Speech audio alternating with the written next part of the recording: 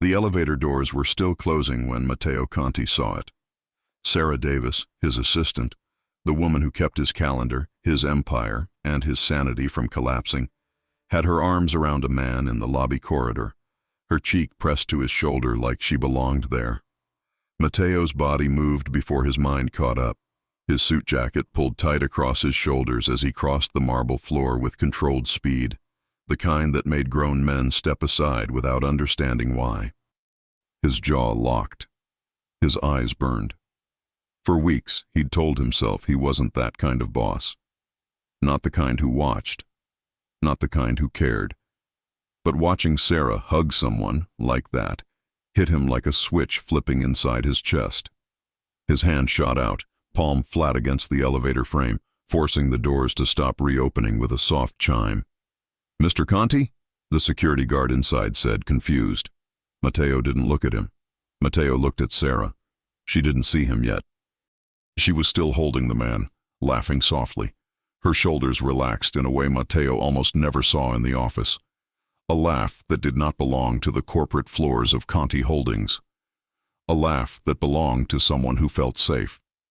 Matteo took 2 more steps, stopping close enough to hear the last words the man murmured near Sarah's ear.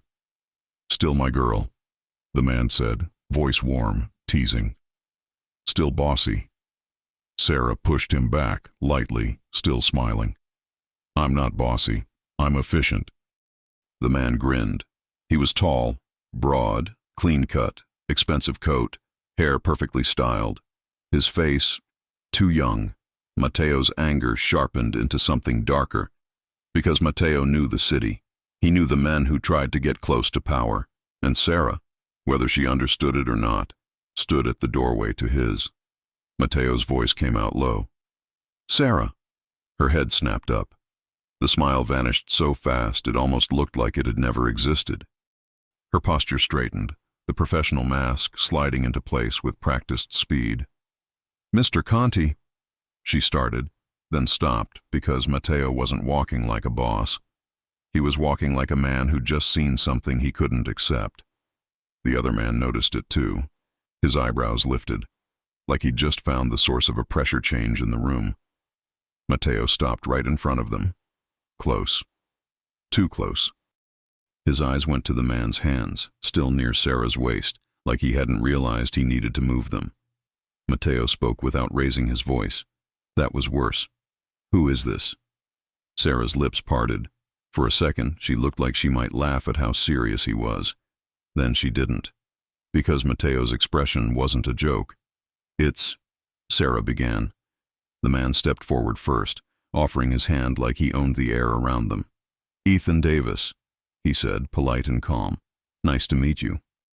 Matteo stared at the hand, then at Sarah, then back at the man. "Davis," Matteo repeated, slow. Sarah swallowed. "Yes, he's—" Matteo didn't take the hand. His gaze stayed on Sarah, like he was waiting for the truth to come out of her mouth, not his. Sarah's cheeks flushed, not with guilt, but with something closer to embarrassment. "Mr. Conti," she said carefully, "this is my father." Silence landed hard. Matteo's breath stalled in his chest. Her father. He looked maybe mid-30s, maybe early 40s at most. A face that still belonged in a tailored campaign poster. A man who could walk into a room and get attention without trying. Matteo's eyes flicked again, measuring, recalculating. Sarah added because she could see Matteo still processing it. "He had me young, and he takes—" She paused, clearly annoyed. "Very good care of himself." Ethan Davis's smile widened, amused. "I do yoga. It's a lifestyle." Sarah shot him a look. "You do yoga twice a year." "3 times, Ethan corrected, still grinning. Matteo stood there, feeling something unfamiliar and dangerous in his body. Relief mixed with humiliation. He didn't do humiliation. He didn't do misunderstandings. And yet his pulse was still too fast, and his hand still wanted to control something, anything, because he'd been ready to tear a stranger apart with his eyes in the middle of his own lobby. Sarah's voice softened, still professional, but not cold. "I didn't know you were coming down." Mateo finally moved his gaze to Ethan's hand again. He took it. One firm shake, no extra warmth. "Matteo Conti," he said. "I know," Ethan replied, friendly but not intimidated. "My daughter talks about you." Sarah's head snapped toward her father. "I do not." Ethan laughed. "You do, constantly. Mr. Conti needs this. Mr. Conti wants that. Mr. Conti's schedule is impossible. I'm starting to think you live here." Sarah's face went hotter. Matteo should have felt calmer now. But Ethan's words did something else. Because Sarah did live here, in a way. She was always there. Early mornings, late nights, fixing problems before they reached Matteo's desk, protecting his time like it was sacred. Matteo had always told himself she was just good at her job. Now he wasn't sure he believed that explanation anymore. He looked at Sarah's hands. One of her nails was chipped, tiny, barely noticeable. But Matteo noticed it. Because he noticed everything about her lately, and he'd hated himself for it. "What are you doing here?" Matteo asked Ethan, still too controlled, like he was forcing the subject into business so he wouldn't have to acknowledge what just happened in his head. Ethan tipped his head, picking her up for lunch. Sarah sighed. "I told him I was busy. And I told her," Ethan said, "that busy is not a personality trait. It's a warning sign." Matteo's eyes narrowed slightly. Sarah lifted her chin, defensive. "I'm fine." Ethan looked at her with the kind of affection Matteo had never witnessed up close, not in his world. "You're tired." Sarah rolled her eyes. "I'm employed." Matteo's phone buzzed in his pocket. He ignored it. Sarah noticed. Of course she did. She reached into her own blazer pocket, already pulling out a small notepad like she was about to fix something for him out of habit. "Is there something urgent?" she asked. Matteo watched her. The way she shifted instantly into his rhythm, even while standing next to her father, even while being someone else for a moment. His chest tightened. "No," Matteo said. Sarah blinked. "No?" Matteo didn't love the way her surprise made him feel. He was the boss. He wasn't supposed to enjoy the fact that she cared enough to be surprised. He stepped closer, again, too close, so only she could hear him. "You should go to lunch," he said quietly. Sarah stared up at him, confused, searching his face like she was trying to understand if he meant it. Ethan watched, amused, clearly reading something Sarah wasn't. Sarah hesitated. "Mr. Conti, the 2 p.m. call." "I can handle a call," Matteo cut in, still low. "I've done it before." Sarah's lips pressed together, fighting a smile that threatened to break through. Because Matteo Conti was many things, but easygoing wasn't one of them. Ethan gave a low whistle. "Wow, look at that. He's human." Sarah groaned. "Dad, please." Matteo's eyes slid to Ethan. "If you embarrass her," Matteo said, calm and threatening without needing a single aggressive word, "I'll have security walk you out." Ethan's grin didn't fade. "If you make her work through lunch every day," Ethan replied pleasantly, "I'll embarrass you." Sarah froze. Matteo froze. Because the idea of anyone embarrassing Matteo Conti in his own building should have been ridiculous. Yet Ethan Davis said it like he could do it. And somehow Matteo believed him. Sarah exhaled, defeated. "Okay, fine, lunch." She turned to Matteo, more serious again. "I'll be back in an hour." Matteo's eyes held hers. An hour. The thought of Sarah leaving, even for an hour, shouldn't have mattered, and yet it did. He forced his voice to stay steady. 2 hours. Sarah frowned. "That's not what you—" "2," Matteo repeated.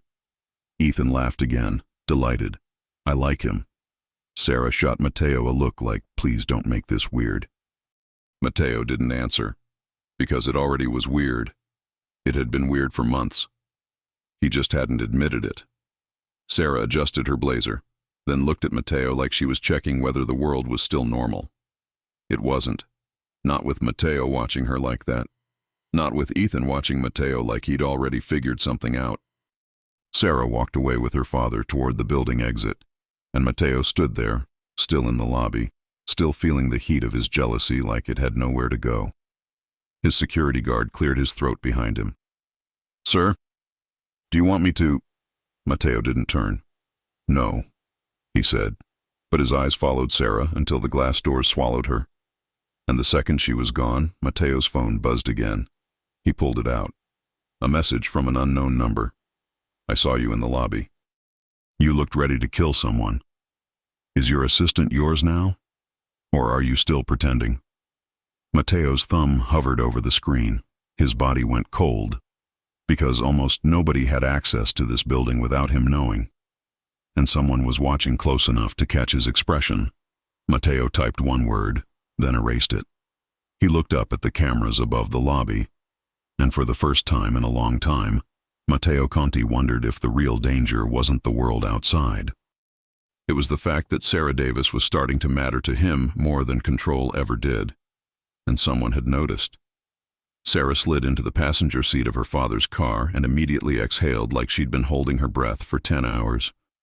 Ethan started the engine, glancing at her with a sideways smile. So? Sarah closed her eyes. No. Ethan pulled out smoothly. Yes. She opened one eye. We are not doing this. Ethan's smile grew. We're absolutely doing this. Because I have never seen a man stare at you like he wanted to drag you into an elevator and lock the doors. Sarah choked. Dad! Ethan lifted one hand in surrender, still laughing. What? I didn't say it was a bad thing. Sarah pressed her forehead against the window, mortified. Please drive. Ethan drove. Unfortunately, he also talked. You know, he said casually, I've met powerful men, politicians, CEOs, people who smile while they lie. But that man... Sarah's stomach tightened. He's my boss, Ethan hummed. That man is obsessed with you. Sarah sat up too fast. He is not. Ethan glanced at her. Sarah. He didn't blink for like 10 seconds. Sarah crossed her arms. He was surprised. Ethan nodded. Sure, surprised, with jealousy. Sarah's face heated again. He was not jealous. Matteo Conti doesn't get jealous. Ethan made a thoughtful sound. Oh, he does. He just does it with expensive suits and murder eyes. Stop, Sarah said, half laughing, half panicking. You're making it worse. Ethan shrugged. Fine. I'll behave. They drove in silence for exactly 12 seconds. Then Ethan said, So do you want him? Sarah's head snapped toward him. Dad. Ethan's tone stayed calm. I'm asking because I'm your father, and I know you. Your voice changes when you say his name. Sarah stared at him like he'd betrayed her. Ethan smiled. There it is. Sarah looked away, jaw tight. It's complicated.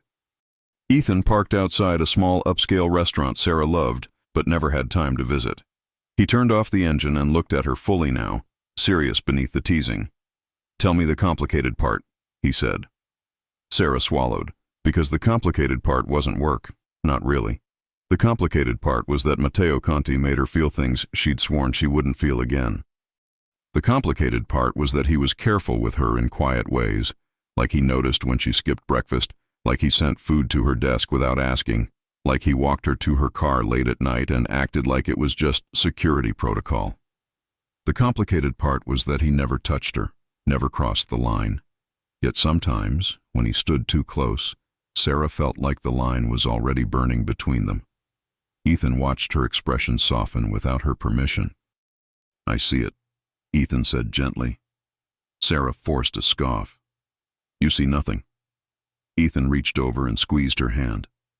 I see my daughter, who gives too much, and I see a man who thinks he doesn't deserve softness, but he wants it anyway.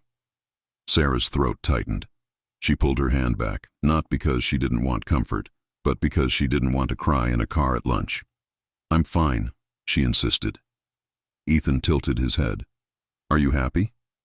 Sarah's answer should have been easy. She had a good job. She had her own apartment. She had independence. She had control. But lately, she'd been tired.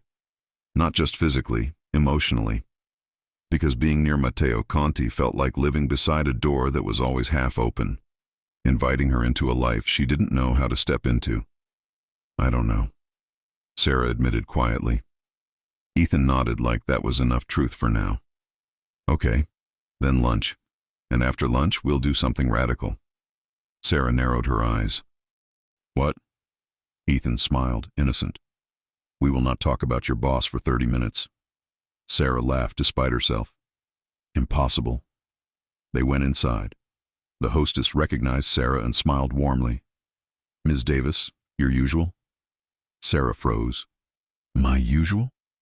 Ethan leaned closer, whispering loudly. Oh, she's a regular now? Interesting. Sarah glared.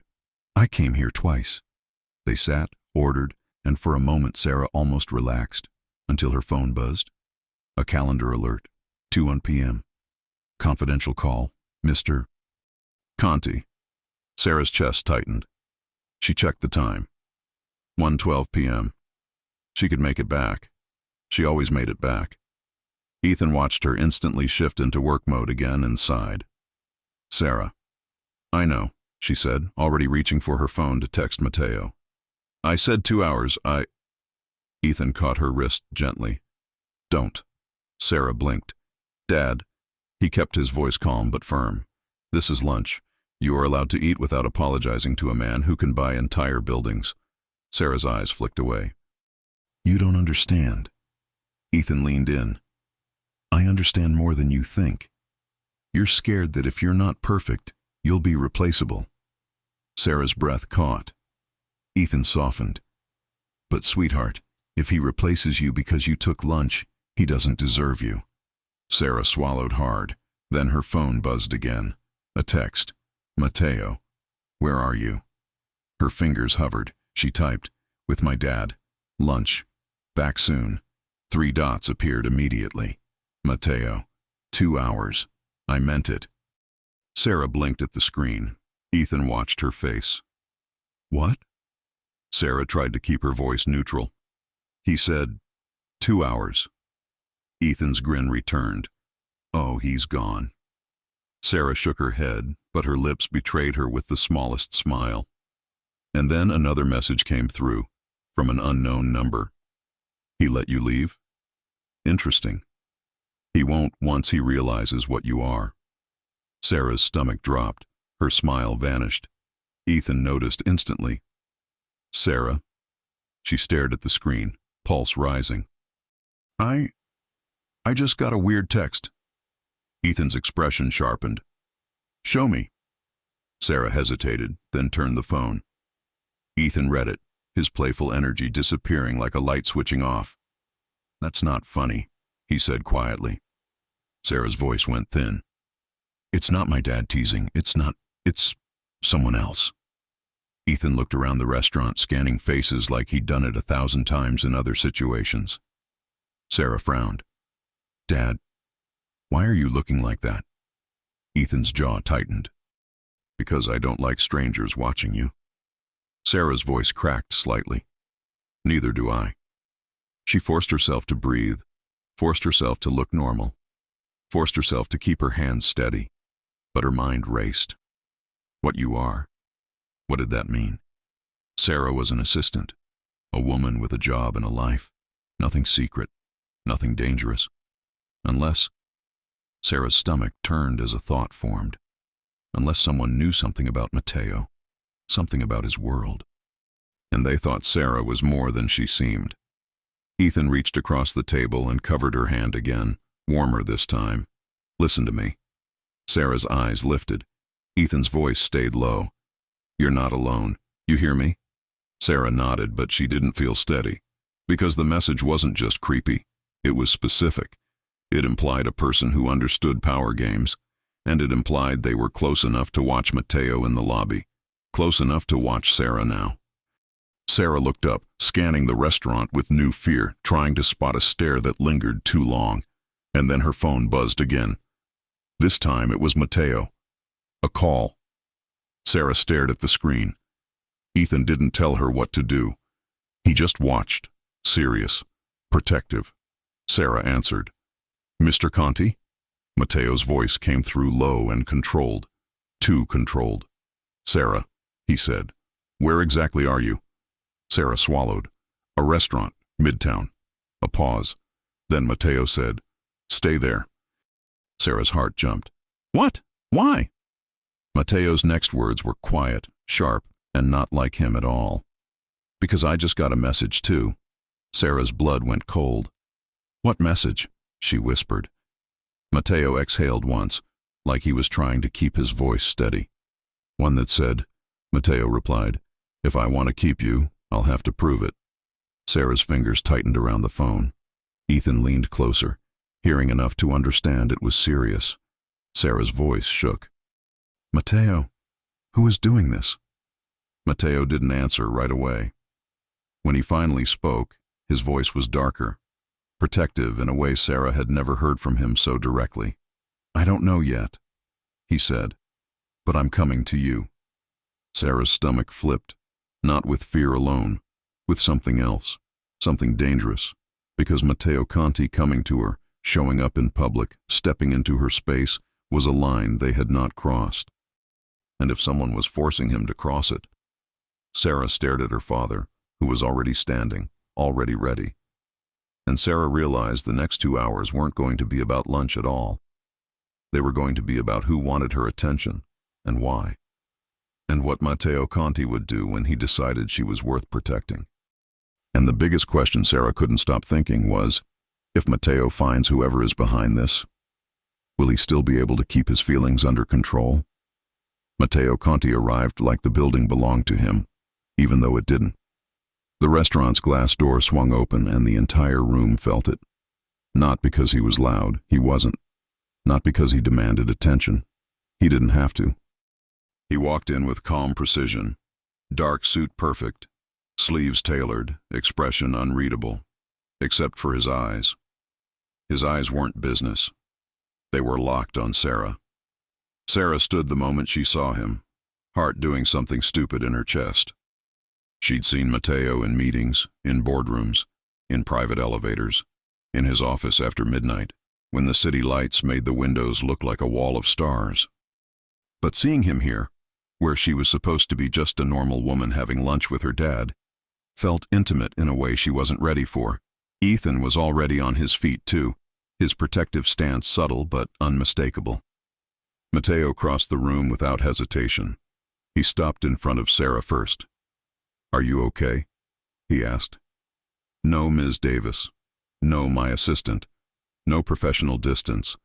Just, are you okay? Sarah's throat tightened. I'm fine, just confused. Matteo's gaze dropped to the phone in her hand, then back to her face. Show me. Sarah hesitated for half a second, then handed it over. Matteo read the message. His jaw flexed once. Ethan watched him closely. You got one too?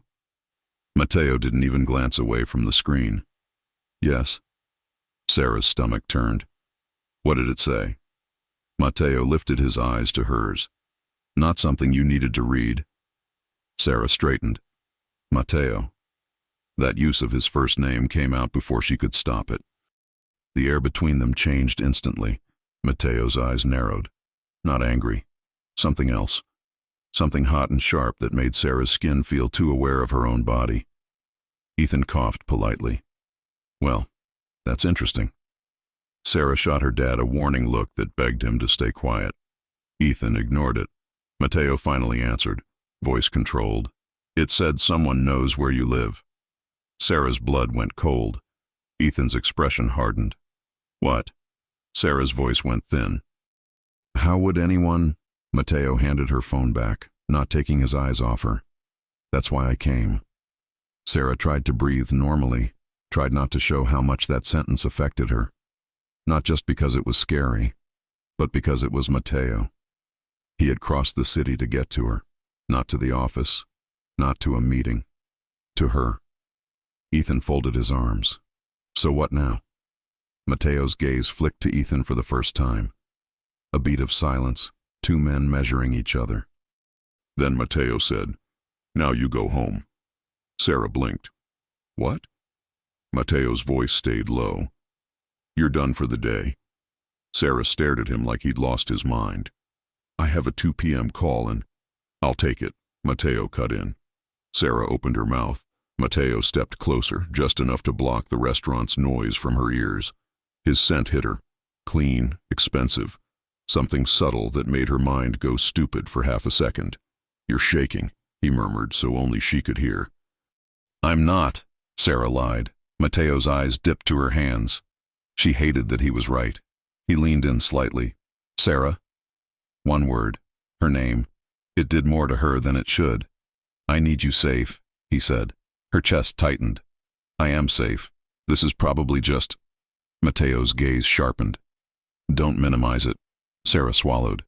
Because Mateo didn't get like this unless it was real. And because hearing him say he needed her safe felt dangerously close to hearing him say he needed her. Ethan cleared his throat again. "I hate to interrupt whatever. This is—" Sarah groaned. "Dad." Ethan lifted his hands. "I'm just saying the chemistry is loud, that's all." Sarah's face flamed. Mateo didn't look embarrassed. He looked annoyed that Ethan had noticed, which was somehow worse. Mateo's phone buzzed. He checked it, and his expression turned colder. "What?" Sarah asked. Mateo's voice was calm. "Someone just used your work badge." Sarah froze. "That's impossible. It's in my purse." Mateo looked at her purse. Sarah grabbed it instantly, unzipping it with quick fingers. Badge, wallet, phone, already in her hand, keys, lip balm, everything. Sarah's eyes went wide. "It's here." Mateo's gaze went distant for a second, calculating. Then someone copied it. Ethan's jaw clenched. "That's not a prank." Sarah's heart hammered. "Why would someone do that? I'm not important." Mateo's eyes snapped back to her, sharp. "Don't say that." Sarah blinked. His tone wasn't just protective. It sounded personal. Like it offended him that she didn't understand what she meant to him. Mateo's phone buzzed again. He read, then his mouth tightened. Ethan leaned forward. "What now?" Mateo's eyes stayed on Sarah. "They want me to come back to the building alone." Sarah's stomach dropped. "Alone?" Mateo nodded once. Ethan scoffed. "Yeah, no." Mateo's voice stayed even. "It's not a request." Sarah's throat tightened. "Mateo, don't do whatever they want." Mateo's expression didn't change, but his gaze softened just a fraction. "I'm not doing what they want," he said. "I'm doing what I want." Sarah's breath caught. "And what do you want?" Mateo held her eyes. "For you to stop pretending you're not the reason I'm willing to burn my whole schedule today," he said quietly. Sarah went still. Ethan made a sound like he'd just won a bet. Sarah glared at him. "Dad!" Ethan lifted his hands. "I'm silent. I'm silent. I just... Wow." Mateo's eyes didn't leave Sarah. Sarah's mind raced, trying to hold on to logic, trying to keep her feet on the ground. But the way Mateo looked at her right now made it hard to remember what professional even meant. She swallowed. "This isn't the time." Mateo stepped closer anyway, close enough that his voice warmed as it dropped lower. "It's always the time," he said, "because you've been in my life every day, and I've been pretending it's normal." Sarah's heart slammed. She forced herself to whisper, "Mateo." His gaze flicked to her lips for half a second, then back to her eyes. He didn't touch her, but the restraint was its own kind of intimacy. Ethan shifted uncomfortably, suddenly remembering he was standing between two people who were about to forget the rest of the world existed. Sarah pulled back a fraction, breathing hard. "What are you saying?" Mateo's voice went quiet. "I'm saying I followed you to the elevator because I couldn't stand the thought of you leaving without me seeing you," he admitted. Sarah froze, because that was not something Mateo Conti ever confessed, and because it made her feel seen in a way she had secretly craved. Her voice shook. "You followed me?" Mateo's jaw flexed, like he hated admitting it. "Yes." Sarah blinked rapidly, trying to stay composed. "Because of work?" Mateo's eyes narrowed, almost offended. "Don't insult me." Sarah's stomach flipped. Ethan muttered, "I like this guy." Sarah whispered harshly, "Dad!" Mateo's phone buzzed again. This time, Mateo didn't look at it immediately. Sarah did. Because the tension between them was so thick, she felt like the phone was the only thing keeping her from floating away. Mateo finally checked. His expression turned ice calm, and that scared Sarah more than anger. He showed the screen to Sarah and Ethan. A photo, taken from inside Conti Holdings. The photo showed Sarah's desk, and on her desk, neatly placed like a gift, was a single white envelope. On the envelope was written her name in bold black letters. Sarah Davis. Sarah's hand flew to her mouth. Ethan's face went hard. "They're in the building." Mateo's voice stayed steady. "Yes." Sarah whispered, "What's in the envelope?" Mateo looked at her, then said something that made her pulse spike in an entirely different way. "I think it's something they believe belongs to me," he said. Sarah frowned, confused and terrified. "Why would anything on my desk belong to you?" Mateo's eyes held hers. Because he knew the answer, and he didn't say it out loud, but Ethan did. Ethan pointed between them, blunt as ever. "Because they think she's yours." Sarah's breath caught. Mateo didn't deny it. He just reached for Sarah's elbow, guiding her gently, possessively, toward the exit. "We're leaving," Mateo said. Sarah swallowed. "Where are we going?" Mateo's voice was calm, but it carried a promise that made her entire body wake up. "To my place," he said. Sarah froze mid-step. "My place?" she repeated, stunned. Mateo's eyes didn't soften. "If someone is close enough to put something on your desk," he said quietly, "then you don't go home tonight." Sarah's heart pounded. Ethan looked between them. "Okay, that's actually smart." Sarah stared at Mateo, mind spinning. Going to Mateo's place was not a small thing. It wasn't work. It wasn't normal. It was stepping into his world, his private space. A space Sarah had imagined more times than she would ever admit. And now, with fear pressing in from the outside, Mateo was offering it like a shield. Sarah's lips parted. "Mateo, He leaned in, voice low enough to feel like a secret pressed against her skin. "Trust me," he murmured. Sarah's stomach fluttered, heat rushing through her despite the tension. Because the way he said it didn't sound like a boss giving an order. It sounded like a man asking for something deeper. Sarah nodded once, barely. "Okay," she whispered. Mateo's hand stayed at her elbow as he guided her out. And the moment they stepped onto the sidewalk, Sarah felt it, felt the city shift around them. Like someone was watching. She glanced across the street. A black car sat parked at the curb, engine running. The windows were dark. Mateo's gaze followed hers. His posture changed instantly. Subtle, lethal calm. Ethan stepped closer to Sarah. Sarah whispered, "Is that—" Mateo's voice dropped. "Get in my car." Sarah's pulse roared. Because in that moment she understood something she hadn't allowed herself to think before. This wasn't just someone messing with her. This was someone trying to push Matteo Conti into revealing exactly how far he'd go for her. And as Matteo opened the door for her, his hand briefly brushing her waist, protective, careful, intimate, Sarah realized the real danger wasn't only the threat outside. It was what would happen once she was alone with Matteo behind locked doors. And the envelope waiting on her desk might contain the one truth neither of them was ready to face yet. Because if Matteo read it, it could change everything between them. The elevator doors closed behind them with a sound that felt final. Sarah leaned back against the mirrored wall, arms crossed tightly over her chest, trying to slow her breathing. Matteo stood in front of her, one hand braced casually against the railing, body angled just enough to block the reflection of anyone else. Too close. Not touching. The worst combination. Neither of them spoke as the elevator rose. The hum of the cables filled the silence, thick with everything they weren't saying. Sarah broke first. "You didn't have to bring me here." Matteo's eyes stayed on the changing numbers above the door. "Yes, I did. That's not—" She stopped herself, exhaling. "This isn't normal." Matteo finally looked at her. His gaze was steady, dark, focused in a way that made her stomach flip. "No," he agreed.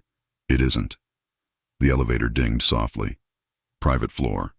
Mateo stepped out first, scanned the hallway out of habit, then turned back to her. "Come," he said, gentle but firm. Sarah followed. The penthouse opened into a wide, quiet space. Warm lighting, clean lines, floor-to-ceiling windows that looked out over the city. No clutter, no personal chaos. Everything had a place. It looked exactly like a man who controlled everything would live. Sarah paused just inside the door. "It's beautiful," she said.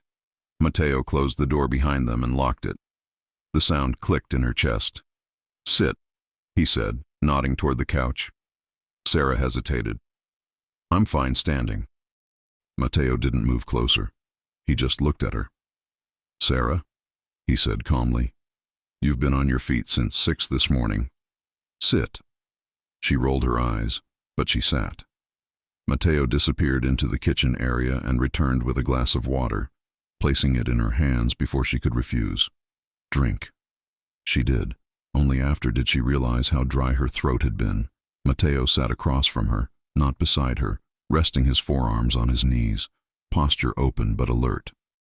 For the first time since this started, Sarah felt like she could breathe, until she remembered why they were here. "What's going on?" she asked quietly. Mateo didn't answer immediately. He stood, walked to the window, stared out at the city like it might give him answers. "Someone is testing me," he said finally. Sarah frowned. "Testing you how?" "By using you," he replied. Her stomach tightened. "I don't like that sentence." Mateo turned. "Neither do I." He came back, stopped a few feet away. "You are not the target, Sarah. You're the leverage."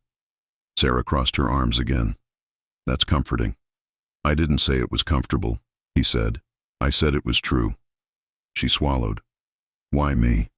Mateo's jaw tightened. "You're visible," he said. "You're close, and you matter." The last part landed too hard. Sarah looked up at him. "Matter? Professionally?" Mateo held her gaze. "No." Silence stretched between them. Sarah's heart pounded. "Then how?" Mateo exhaled slowly, like he'd reached a point where pretending was no longer possible. "You are the one person in my world who isn't afraid of me," he said. "You challenge me. You keep me human. And you don't want anything from me except honesty." Sarah's voice dropped. "You don't give that easily." "No," he agreed. "I don't." She searched his face. "So someone noticed?" "Yes." Sarah leaned back, stunned. "That envelope, what do you think is inside?" Mateo's mouth tightened. "A warning, or proof, or both." "Proof of what?" "That my enemies know my weaknesses." Sarah scoffed softly. "You don't have weaknesses." Mateo stepped closer. "You are sitting in my living room," he said quietly. "That should tell you how wrong you are." Her pulse spiked. He stopped just in front of her, close enough now that she could feel the heat from his body, smell the clean scent of him. He still didn't touch her. That restraint felt intentional. "Sarah," he said, low, "did anyone ever approach you? Ask questions? Offer you something?" She shook her head. "No, nothing like that." "Any strange calls before today?" She hesitated. "A few hang-ups? I ignored them." Mateo's eyes darkened. "You shouldn't have had to deal with that alone." "I didn't think it mattered," she said. "I didn't want to bother you." Something flickered across his face, regret, sharp and fast. "You never bother me," he said. The words were simple. The meaning wasn't. Sarah looked down at her hands. "Mateo, this is getting dangerous." "Yes," he said calmly. Her eyes snapped back up. "You're not even pretending it isn't." "No," he replied, "because I won't lie to you." She took a shaky breath. "Then tell me this." He waited. "If this escalates, if it puts me in real danger, what happens?" Mateo didn't hesitate. "I end it," he said. "How?" "Completely." Sarah frowned. "And what?" Mateo met her gaze. "This." Her heart stuttered. "This... what?" He gestured subtly between them. Whatever this has been turning into. The words hit her harder than the threat outside. She stood abruptly. You'd cut me out? If it keeps you safe, he said. Her chest tightened. That's not protection. That's punishment. Mateo stepped closer. It's survival. Sarah shook her head. You don't get to decide that alone. He watched her, surprised. I don't belong to your world, she continued. But you don't get to remove me from it like I'm a liability. Mateo studied her like he was seeing her clearly for the first time. You're angry, he noted. Yes, she snapped, because you're treating this like a chess move. It is, he said. And I'm not a piece, she replied firmly. Silence fell again. Then Mateo did something unexpected. He smiled, just slightly. That, he said quietly, is exactly why you matter. Her anger faltered. Sit, he said gently. She hesitated, then sat again. Mateo lowered himself beside her this time, not touching, but close enough that their knees almost brushed. If I push you away, he said, it's because I don't trust the world around me. Sarah looked at him. Do you trust me? Mateo turned his head, eyes locked on hers. With my life. Her breath caught. She whispered, then don't decide without me. A long pause. Then Mateo nodded once. Okay. The word felt like a promise. A soft knock echoed through the apartment. Sarah jumped. Mateo stood instantly. Stay. He moved toward the door with controlled speed, checked the camera panel, then unlocked it. A man in a suit stood outside, holding a slim envelope. Mr. Conti, he said respectfully. This was delivered to the building. Addressed to you. Marked urgent. Mateo took it. You checked it? Yes, no devices, no substances. Mateo nodded and closed the door. Sarah stared at the envelope in his hand. Her name wasn't on this one. His was. Mateo walked back slowly, eyes never leaving the envelope. He sat across from her again. This came from the same sender, he said. Sarah's voice was barely a whisper. What does it say? Mateo slid a finger under the seal. He opened it. Read. His expression didn't change. That scared her more than if it had. What? She asked. Mateo looked up. They're offering a deal. Her stomach dropped. What kind of deal? Distance, he replied. From you. Sarah went still. They want you reassigned, he continued. Transferred, out of my orbit. Her heart pounded. And if you refuse? Mateo folded the letter calmly. They escalate. Sarah swallowed. So what are you going to do? Mateo leaned forward, resting his elbows on his knees. I'm going to let them think they're winning, he said. Sarah frowned. How? By giving them what they asked for, he replied. Her breath hitched. You're letting me go. Mateo's eyes softened, just a fraction. I'm letting them think I did, he said. Sarah stared at him. Mateo. He reached out then, finally, his hand wrapping gently around her wrist, warm, steady. You trust me? He asked quietly. Her pulse raced under his fingers. She nodded. Yes. Mateo's thumb brushed her skin once, barely there, electric. Good, he said, because the next few days are going to look like I walked away from you. Her chest tightened. And did you? Mateo leaned in, close enough now that his voice felt like it belonged only to her. No, he murmured. I just stopped pretending. Sarah's breath shook, because in that moment, fear faded into something far more dangerous, hope and desire, and the knowledge that whatever was coming next would test not just Mateo's control, but her heart. And as Mateo released her wrist, leaving behind the echo of his touch, Sarah realized one thing with terrifying clarity. Walking away would be easier than staying, and neither of them was choosing easy anymore. Mateo had been clear the night before. For this to work, it had to look real. He had said it on his couch, eyes steady, voice calm, in the same tone he used for business decisions. But Sarah had heard the other meaning under it, how much it would cost him to act as if she didn't matter. Now, in the guest room of his penthouse, Sarah stared at the ceiling and felt that cost in her own chest.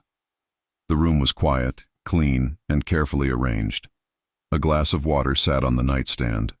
The curtains were half open, letting in pale morning light. Everything smelled fresh, as if someone had made sure there was nothing that could distract her from the plan. Sarah sat up slowly and listened for footsteps. Nothing. She swung her legs off the bed and reached for her phone. A buzz came the moment her fingers touched it. Mateo. Today starts now. Follow my lead. No reactions, no explanations. Sarah read it twice. Her throat tightened, but she forced herself to breathe evenly. She typed back, I understand. I'm ready. 3 dots appeared. Stopped. Then another message arrived. Mateo. Good. Because today I become distant. Sarah's stomach dropped. She stared at the screen, then set the phone down and pressed her palm to the center of her chest, trying to slow her heartbeat. Okay, she whispered to herself. Okay. She stood and got dressed. She chose what always helped her stay composed: clean lines, neutral colors, nothing soft. A fitted blazer, simple earrings, hair smooth and controlled. Her makeup explained nothing. When she stepped into the main room, she paused. The penthouse was brighter now. The city stood tall beyond the windows. The kitchen looked untouched, like Mateo had already been awake and had already decided not to leave any sign of restlessness. Then she heard a low sound, water running. She turned.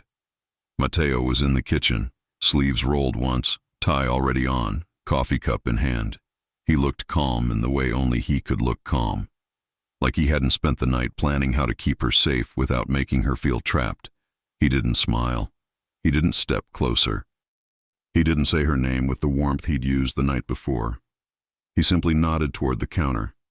A second cup of coffee was waiting for her, cream and sugar already right. Sarah's breath caught. He knew her order. Of course he did. She walked over, keeping her steps steady. Morning, she said quietly. Mateo's voice was controlled and professional. Morning, Ms. Davis. The title felt final. Sarah kept her expression neutral, even when the words stung. You didn't have to make me coffee. I make coffee, Mateo said, as if the habit had nothing to do with her. You're leaving. Sarah wrapped her hands around the cup. It was warm. It calmed her more than she wanted to admit. Yes, she said. For the show. Mateo's eyes flicked to her mouth for half a second, then back to her eyes. For the plan. Sarah nodded once. How do we do this? Mateo answered with no extra words. You don't look for me. You don't call me unless you have to. You act like you're busy, annoyed, and done with me. Sarah lifted an eyebrow. That last part is going to be the hardest. Mateo's mouth tightened slightly, like he was stopping himself from reacting. You can do hard things. Sarah took a small sip. And you? Mateo held her gaze. I act like I don't care. Sarah could see it in the timing of the words. He hated saying them. Her voice softened. You're not good at that. Mateo leaned one hand on the counter, keeping the distance between them exact. I'm very good at it, he said. I just don't want to be. Sarah's chest tightened. She set the cup down carefully. Mateo. He cut her off gently, still controlled. Today isn't about what we want. It's about what they believe. Sarah nodded. Fine. Mateo's eyes stayed on her. When you get to the building, HR will move you. Let it happen. Don't argue. Sarah blinked. You already arranged that. Yes. And everyone will notice. Yes. Sarah let out a slow breath. That's going to feel humiliating. Mateo's jaw tightened. I know. For a second, his hand moved as if he wanted to touch her. Just her wrist, her elbow, something small. He stopped himself before it happened. Sarah watched the restraint and felt heat rise under her skin, mixed with frustration. You're doing it already, she said softly. Mateo's eyes darkened. Doing what? Being distant, Sarah whispered. Mateo's voice stayed low. If I don't start now, I'll fail in front of them. Sarah swallowed. Okay. She turned toward the door, then stopped and looked back. One thing. Mateo didn't move. Say it. Sarah forced a small, steady smile. Don't forget I'm still me, even when you act like I'm not. Mateo held her gaze for a beat too long. I could never forget that. She left before her face gave her away. Conti Holdings looked the same from the street, but inside, it felt sharper. Sarah walked through the lobby with her head high. She could feel a tension on her. The guards nodded politely, but their focus was stronger than usual. A receptionist smiled a little too quickly, then looked down at her screen. Sarah rode the elevator up alone, hands clasped in front of her, phone heavy in her bag. When she stepped out onto her floor, conversations dropped in volume. Keys clicked slower. Someone cleared their throat and stopped. Sarah walked toward her desk, eyes forward. Her desk was empty, not messy, not reorganized, not missing one item. Empty. Her mug was gone. Her photo with her father was gone. Her sticky notes, her pens, her file folders. Even the small plant she kept alive out of stubbornness was gone. Sarah stopped for half a second, just one. Then she set her bag down with controlled care, as if this was normal, as if nothing inside her had just fallen apart. A co-worker from the neighboring desk, Lena, someone Sarah had shared quick smiles with over late nights, stood slowly. Sarah, what happened? Sarah kept her voice calm. I'm being reassigned. Lena frowned. Why? Did you? No, Sarah said, cutting it off gently. Nothing like that. Lena glanced toward Mateo's office, then back to Sarah. Did he? Sarah's jaw tightened. I don't know. It was a lie, but it had to sound real. Before Lena could speak again, a man in a suit approached with a slim folder in his hands. HR. Ms. Davis, he said politely. Mr. Conti asked me to escort you. Escort. The word hit again. Sarah nodded once. Where to? Temporary reassignment, he replied. A different office. Which floor? Sarah asked. The man hesitated, then gave the truth. Different building. Lena's eyes widened. A different building? Sarah's stomach tightened, but she kept her expression steady. Fine. The HR man lowered his voice, almost sympathetic. I'm sorry. I know this is sudden. Sarah looked at him. Is it permanent? No, he said quickly. No, ma'am. Temporary. Sarah nodded. Then let's go. She followed him without looking back. Because she knew that behind the glass walls, Mateo was watching her walk away from the life they'd built through routine and long days, and she refused to give anyone the satisfaction of seeing her break. Mateo did watch. From his office, he saw Sarah stop at her empty desk, saw her speak to Lena, saw her nod once to HR as if she expected it. He didn't move. He didn't open his door. He didn't call her back. His head of security stood behind him, voice low. They're tracking expressions, sir. They have eyes on the floor. Mateo's hands were clasped behind his back so tightly his knuckles ached. Let them watch. Your lack of reaction is convincing, the man added. Mateo didn't answer. He stared at the space Sarah had filled every day and felt a tight pressure in his chest. He went back to his desk, sat down, and forced himself to sign papers he didn't care about. When his phone lit up with a message from Sarah, one simple line, probably moved. I'm okay. He stared at it for 3 seconds. Then he turned the screen face down, because he wanted to respond, because he wanted to say, I hate this, because he wanted to tell her she wasn't alone, and because he couldn't. Sarah's new office was in a quieter building across town, with fewer executives and more paperwork. The desk was clean, the chair too stiff, the lighting too bright. People greeted her politely, but no one looked at her like she mattered. That was the point, she reminded herself. Still, her chest felt empty. A manager introduced himself and spoke for 5 minutes about temporary restructuring. Sarah nodded and took notes even though she didn't need them. She asked the right questions. She smiled at the right moments. She did her job even while her mind kept drifting back to Mateo's kitchen, to the cup of coffee he'd made without saying her name like it mattered. At noon she escaped to the restroom, locked herself in a stall, and let her shoulders drop for the first time all day. Her phone vibrated. Unknown number. "You look smaller without him." Sarah's breath caught. Another message arrived before she could move. "Smart move. Distance suits you." Her fingers curled around the phone. Heat rose in her face. Not fear exactly. Anger. The kind that wanted to get loud. She forced herself to breathe. She typed, "Who are you?" The reply came instantly. "Someone who knows you don't belong to him." Sarah stared at the screen, heart racing hard enough to make her palms damp. She stood, stepped out of the stall, and washed her hands slowly, watching her own face in the mirror. Her expression looked normal, controlled. Good. She walked back into the stall, locked it again, and called Matteo. It rang once, twice. His voice answered, cool and professional. "Sarah, you shouldn't be calling me." The distance in his tone hurt, even though she knew it was planned. "I got messages," she whispered. "They're still watching." A pause, then his voice softened just a fraction. "Tell me." She read the messages. Silence. Then Matteo said, calm and sharp, "Good." Sarah frowned. "Good. It means they believe I let go," he said. "It means the mask is working." Sarah swallowed. "I hate the mask." "I know," Matteo said quietly. Her throat tightened. "Then why does it feel like I'm the one losing something?" The pause was longer this time.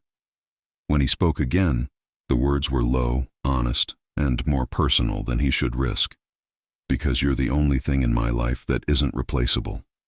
Sarah's eyes burned. She pressed her forehead to the stall door. "Then don't disappear." "I'm not gone," Matteo said. "Even when it looks like I am." Sarah breathed slowly, forcing herself steady. "What do I do now?" "Listen," Matteo said. "Tonight you don't go home." Sarah's stomach dropped. "Why?" "Someone followed your car this morning," Matteo replied. "You didn't notice." Her pulse spiked. "Matteo." "I handled it," he said. "But it tells me they're close." Sarah's voice shook. "So where am I supposed to go?" "My sister's," Matteo said. "She's discreet. She'll keep you comfortable." Sarah exhaled, trying to stay calm. "You planned everything." "Yes," Matteo admitted. "Except how much I'd hate not touching you." Sarah closed her eyes. That one sentence made her feel too warm for the cold bathroom stall. "I hate it too," she whispered. "Good," Matteo said quietly. "Hold on to that. It keeps you honest." The call ended before she could say more. Sarah stayed still for a moment, phone pressed to her cheek, trying to keep the comfort of his voice. Then she stepped out of the stall and froze. A woman stood at the sink, applying lipstick with calm precision. She looked expensive without trying. Her hair was perfect. Her eyes were sharp. She met Sarah's gaze in the mirror. "You don't look like someone who enjoys distance," the woman said casually. Sarah's stomach tightened. "Do I know you?" The woman capped her lipstick. "No, but I know you." Sarah straightened. "You're the one sending the messages." The woman smiled faintly. "I wanted to see if you'd break." Sarah held her ground. "Did I?" "No," the woman said, almost impressed. "You didn't run. You didn't panic. You called him." Sarah's jaw tightened. "What do you want?" The woman stepped closer, lowering her voice. "I want to know how far Matteo Conti will go before he chooses love over control." Sarah's pulse raced, but her voice stayed steady. "He already chose." The woman tilted her head. "Did he? Or did he choose strategy again?" Sarah didn't blink. "He chose me." The woman studied her for a long moment, then nodded slowly. "Interesting." Sarah's hands clenched. "Who are you?" The woman's smile returned, small and controlled. "Someone who is tired of men like him thinking they can keep everything private and controlled." Sarah's chest tightened. "So you decided to use me to prove a point?" The woman shrugged lightly. "I decided to see if he could be real." Sarah stepped closer. And what if I didn't want to be your test? The woman's eyes moved over Sarah's face. You didn't look forced in his penthouse. You looked drawn to him. Sarah's cheeks heated. That's none of your business. It became my business the moment I saw him in the lobby, the woman replied, the moment he lost control of his expression. Sarah's throat tightened. You were there. The woman nodded once. Yes. Sarah's voice dropped. So what now? The woman leaned in, voice quiet. Now I see what he does next. Because today was the easy part. Distance is easy for him. Sarah's stomach flipped. And what's hard? Truth, the woman said. Public truth. Sarah's heartbeat jumped. You want him to announce something? I want him to stop hiding what makes him human, the woman replied. If he refuses, this continues. If he chooses you openly, it ends. Sarah stared at her, forcing herself calm. And if he chooses openly, I become visible in a different way. The woman's eyes softened for the first time, just slightly. You become protected because everyone knows where he stands. Sarah hated how much that sounded like Matteo. The woman stepped back, checked her reflection, and smiled as if this was normal conversation. I'll be watching, she said. Sarah's voice was calm but firm. If you come near my father, I won't stay polite. The woman's smile widened, amused. Good, he chose well. Then she walked out, leaving Sarah with a pounding heart and a clear understanding. This wasn't about scaring Sarah into leaving. It was about pushing Matteo into choosing. Sarah walked out of the restroom with her head high, but her mind moved fast. When she reached her desk, her phone buzzed again. Matteo. Don't reply to unknown numbers. Pack up at 4. I'll send a car. Sarah stared at the message, then typed one line back, careful and simple. Sarah. Okay, thank you. 3 dots appeared. Matteo didn't type. A minute passed, then one final message arrived, and it made Sarah's breath catch. Matteo.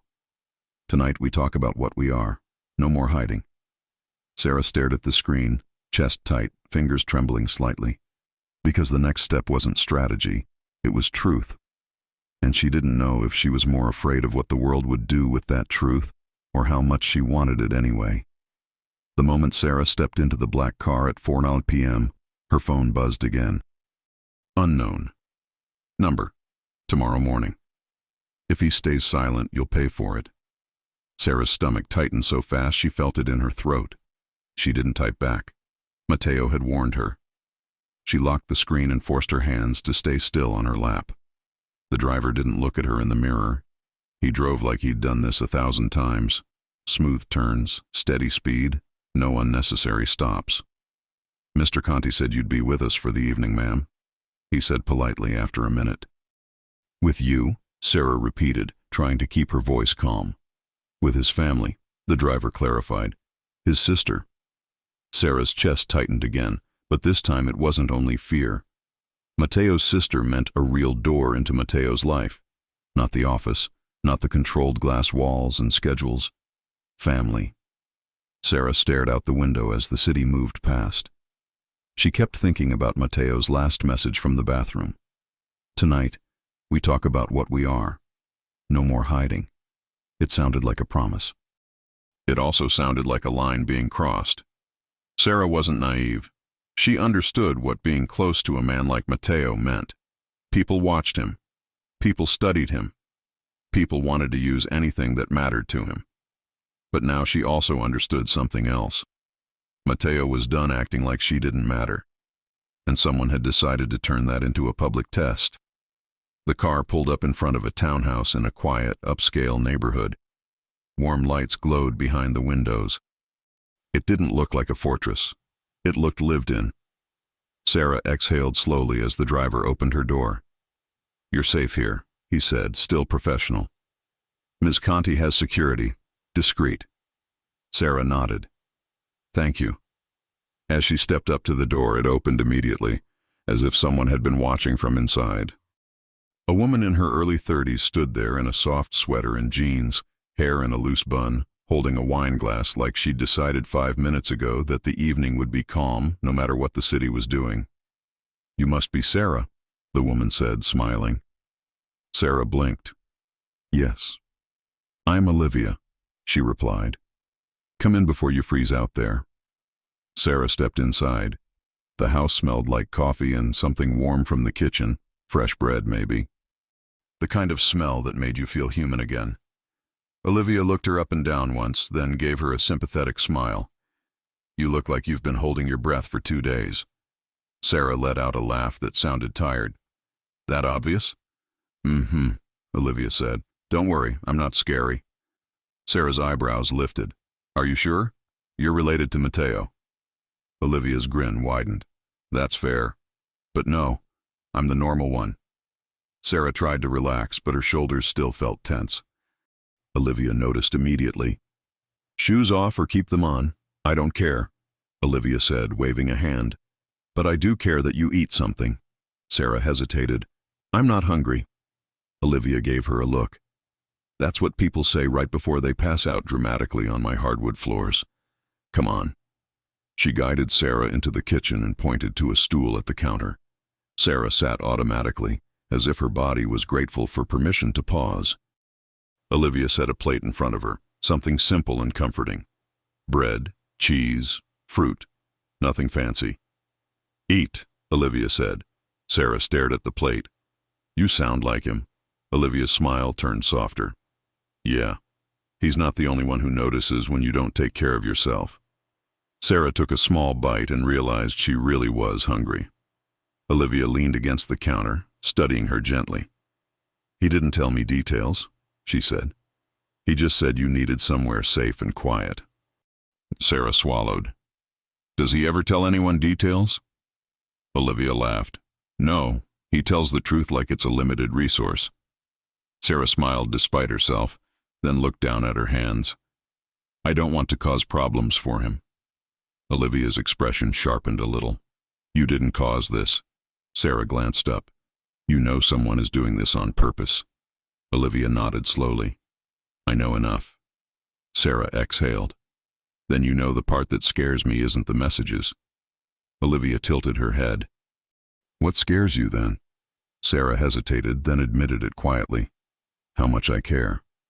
Olivia's eyes softened. "Yeah." Sarah's voice got smaller. "And if I care this much, it means he can hurt me without trying." Olivia didn't rush to comfort her. She stayed honest. "He could," Olivia agreed. "But Sarah, if he's involving you in his real life, not hiding you in some private corner, that's not him being careless. That's him choosing." Sarah's throat tightened. "He said tonight we talk about what we are." Olivia's smile turned knowing. "He said that?" Sarah nodded once. Olivia lifted her glass. "Finally." Sarah blinked. "Finally." Olivia took a sip. "He's been stuck for months, not because he doesn't feel it, because he does. He just hates being vulnerable." Sarah looked down again, cheeks warm. "I thought it was in my head." Olivia shook her head. "No, it wasn't." Sarah took another bite, then whispered, "What if all of this public pressure makes him go back into control mode again?" Olivia stepped closer, voice calm. "Then you remind him who he is when he's not hiding behind work." Sarah let out a breath. "That's a lot." Olivia shrugged lightly. "He's a lot. You're handling it." Sarah's phone buzzed. Her heart jumped. She checked. "Mateo. I'm coming to Olivia's. Don't be scared if I look cold at first. I'm being watched." Sarah stared at the message. Olivia watched her face. "That's him." Sarah nodded slowly. "Yes?" Olivia leaned in a little, voice lowered like a conspirator. "Okay, rule in my house. I will not flirt with your man." Sarah choked on a laugh. "Olivia?" "I'm kidding," Olivia said, grinning. "Mostly." Sarah shook her head, smiling despite the tension. Olivia pointed at Sarah's phone. "Text him back. Something simple." Sarah typed with steady fingers. "Sarah, I'm okay. I'm here." She hit send. A minute later. "Mateo. Good. Tonight we speak like two people." Not like boss and assistant. Sarah's chest tightened. She didn't know whether to be relieved or terrified. Olivia watched her expression. He's going to try to be brave, she said softly. Sarah looked up. He doesn't need to be brave. He just needs to be honest. Olivia nodded once. Exactly. Mateo arrived just after 8. Sarah heard the door open, heard Olivia greet him, heard the low tone of his voice in response. Controlled, measured. The voice he used when he knew a room could turn against him. Sarah stood without thinking, her body reacting before her mind could. Olivia glanced at her and mouthed, "Breathe." Sarah did. Mateo stepped into the kitchen doorway and stopped. He looked the same as always. Dark suit, clean lines, perfect posture. But his eyes betrayed him. They landed on Sarah like he'd been holding something tight inside his chest all day, and seeing her made it loosen. For 1 second, the cold mask slipped. Then it returned. "Sarah," he said evenly. "Mr. Conti," Sarah replied, playing her part. Olivia rolled her eyes dramatically. "Oh my God, stop. This is my kitchen." Mateo's jaw flexed slightly. Olivia waved a hand. "I'm going to the living room. You two can have 5 minutes of being weird in peace." Mateo didn't argue. Olivia disappeared around the corner. Silence fell. Sarah stood still, heart pounding. Mateo took 2 steps closer, slow, careful, then stopped at a respectful distance. He looked at her like he was memorizing her face again. "You're okay?" he asked, voice lower now. Sarah nodded. "I'm okay." Mateo's eyes moved over her. No touching, no claim, just attention. "Did anyone follow you?" "No," Sarah said, "and Olivia fed me like I was a stray cat." Mateo's mouth tightened in what almost looked like a smile. "Good." Sarah swallowed. "You look exhausted." Mateo's voice stayed controlled. "I had a long day." Sarah's gaze lifted. "Because of me?" Mateo's eyes sharpened. "No." Sarah held his gaze anyway. Mateo exhaled slowly, the truth slipping out. "Because of what they tried to make you." Sarah's chest tightened. "Mateo?"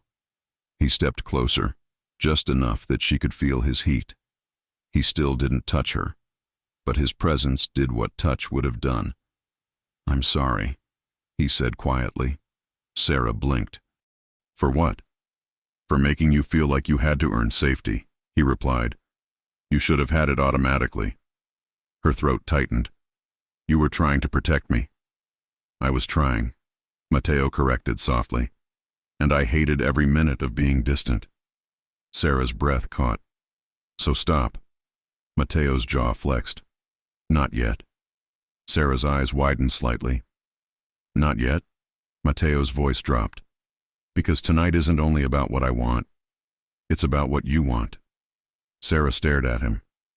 He continued, steady and serious. "I can decide things in a boardroom. I can move people and money and schedules, but I won't decide you." Her heart thudded hard. Mateo held her gaze. "Tell me the truth. Not what you think I need to hear." Sarah's voice got quiet. "The truth is, I want you to stop pretending I don't matter." Mateo didn't blink. Sarah added, almost whispering now, "And I want you to want me in a way that doesn't make me feel like a secret." Mateo's eyes darkened. He took one more step closer, so close now that Sarah had to tilt her chin up slightly. "I do want you," Mateo said, voice low and precise. "More than I should." Sarah's breath shook. Mateo lifted his hand slowly, giving her time. "May I?" he asked. Sarah's eyes flicked to his hand, then back to his face. "Yes," she whispered. Mateo's fingertips touched her cheek gently, like he was careful with something valuable. His thumb brushed once, slow, controlled. Sarah's eyes closed for half a second, relief washing through her. Mateo's voice turned even quieter. "I didn't touch you for months because I didn't want to blur the line." Sarah opened her eyes. The line was already blurred. Mateo's mouth tightened slightly. "I know." Sarah's hands moved on their own, resting lightly against his chest. She felt his heartbeat, steady, strong, faster than he would ever admit. "You told me tonight we talk about what we are," she said softly. Mateo nodded once. "Yes," Sarah swallowed. "Then say it." Mateo stared at her for a long second, then said it plainly, without drama. "I want you," he repeated. "In my life, not in the shadows, not only at work." Sarah's breath caught. "And what does that mean to you?" Mateo's gaze didn't move. "It means I will stand beside you in public. It means I will stop letting anyone think you are a tool." Sarah's chest tightened. "And it means everyone will look at me."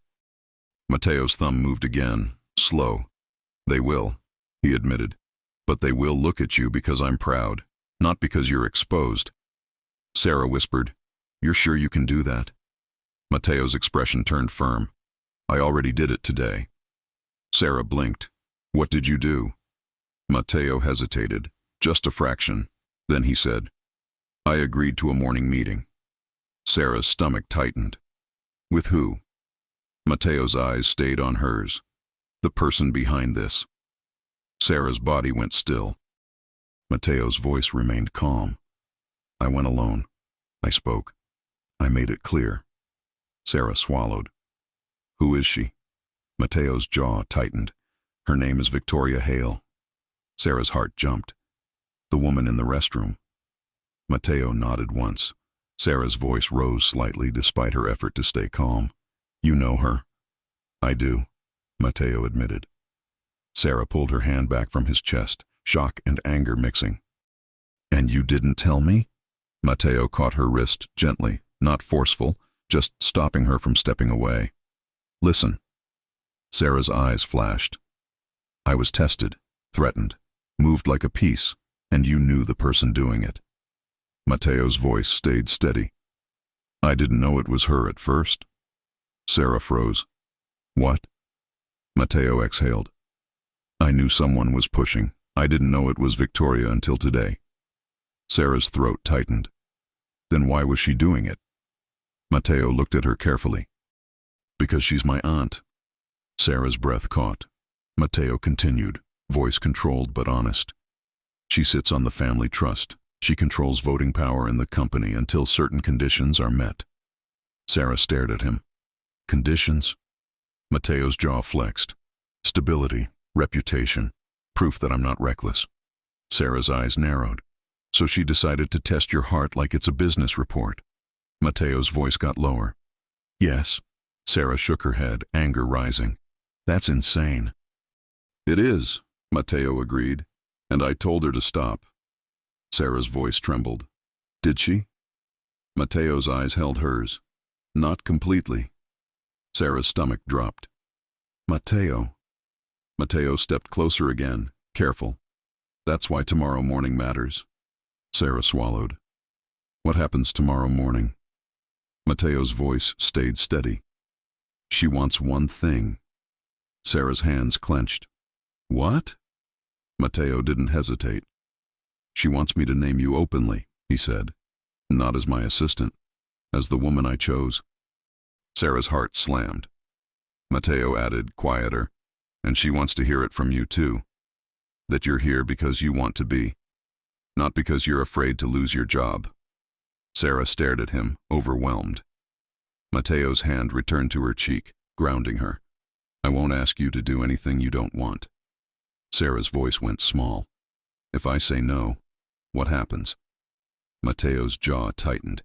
"Then she keeps control, and she keeps pushing, and people like her keep thinking they can play with your life." Sarah's throat tightened. "So if I say yes, it ends." Mateo's eyes softened. "It ends." Sarah looked down, breathing hard. Mateo waited. He didn't push. The silence felt heavy, but also respectful. Sarah finally whispered, "I hate that she did this." Mateo nodded once. "So do I." Sarah lifted her eyes. "But I don't hate you." Mateo's gaze sharpened. "Say that again." Sarah swallowed. "I don't hate you." Mateo's voice went quieter, almost rough. "Good." Sarah's hand slid back to his chest, slower this time, calmer. "I'm scared," she admitted. Mateo's thumb brushed her cheek again. I know. Sarah's voice steadied. But I don't want to be a secret. Mateo's eyes held hers. You won't be, Sarah whispered. Then kiss me. Mateo froze for half a second like he was deciding how careful to be. Then he leaned in and kissed her, slow, controlled, deep enough to be real without rushing. Sarah's body softened instantly. Her hands gripped his suit lightly, pulling him closer.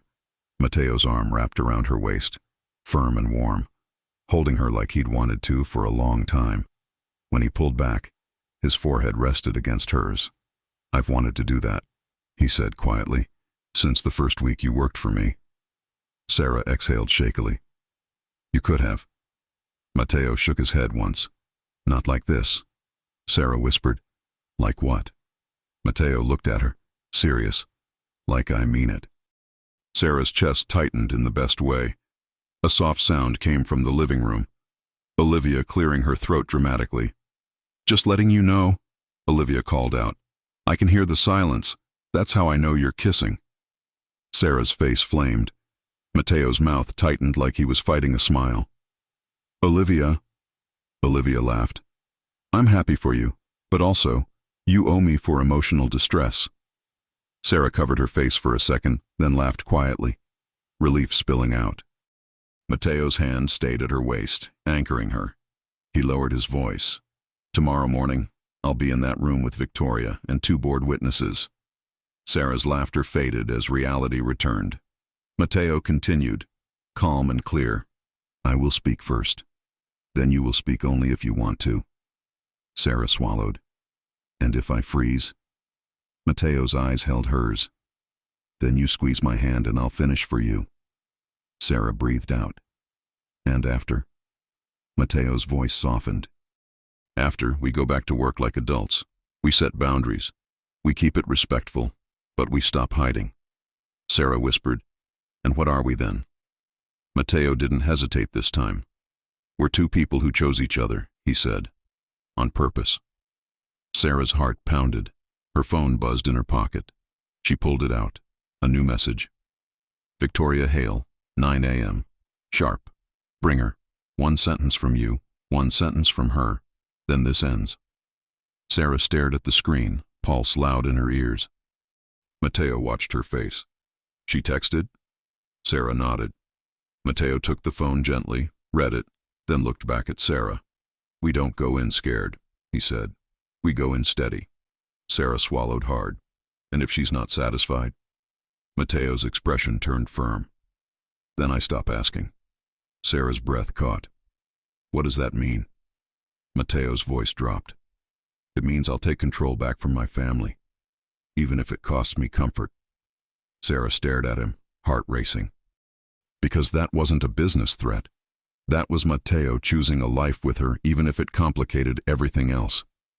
Mateo brushed his thumb across her cheek one last time. Get some sleep, he said softly. Tomorrow is not about proving anything to her. Sarah whispered. Then what is it about? Mateo's eyes held hers. It's about you hearing yourself say it, he replied. So you never doubt where you stand again. Sarah's throat tightened. She nodded slowly. Mateo leaned in and kissed her again, shorter, steadier, like a promise. Then he stepped back, eyes still on her, hand lingering at her waist for one last second before letting go. Sarah watched him walk toward the living room, watched him greet Olivia, watched him slip back into a controlled version of himself. But now she knew what was under the control. She looked down at her phone again, at Victoria's message. 1 sentence from him. 1 sentence from her. Sarah whispered to herself, barely audible. What sentence? And as the question hung in the quiet kitchen, Sarah realized tomorrow morning wasn't only about being seen. It was about whether she was ready to speak her truth out loud, right beside Matteo Conti, while the world listened. The conference room clock clicked to 9:01 a.m. exactly. Sarah felt the sound in her bones.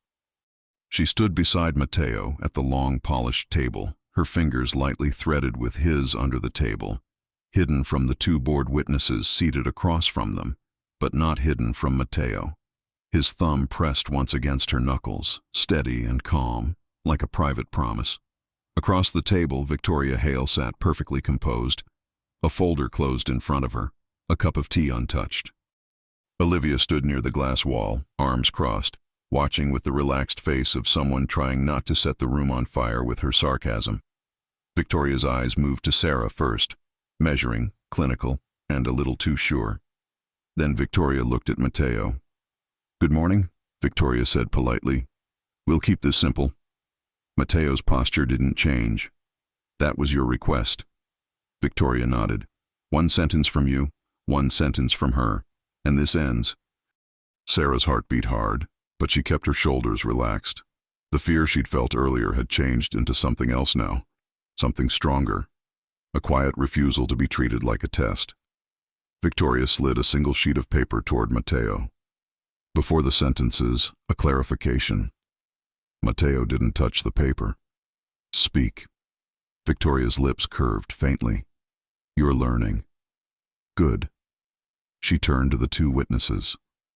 "For the record, this meeting concerns the Conti family trust, the voting rights linked to it, and the final step required to transfer full control to Matteo Conti."